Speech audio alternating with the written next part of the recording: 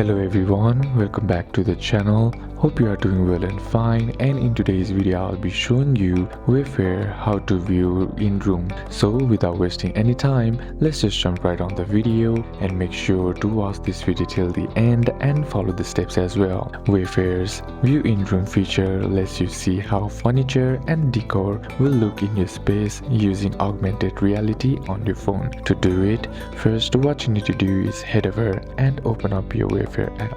Now once you're inside here, be sure to be logged into your account as well. Now once you are logged into your account, next what you need to do is find an item you want to preview in your space. Then once you have selected your item, look for an option that says view in room or 3D view if it's available for that product. Then allow camera access if prompted. Then point your phone's camera at the spot where you want to place the item. Then the app will overlay the furniture in your space so you can see how it fits. Then adjust the angle and position to get a better idea of how it looks, and once that's done you can proceed with your order. So these are a couple of steps that you can apply, and that's it for today's video guys. Hope this video was useful to you. Leave a like if it did, comment down below what the next video should be on, consider subscribing to the channel. Thank you for watching, bye bye.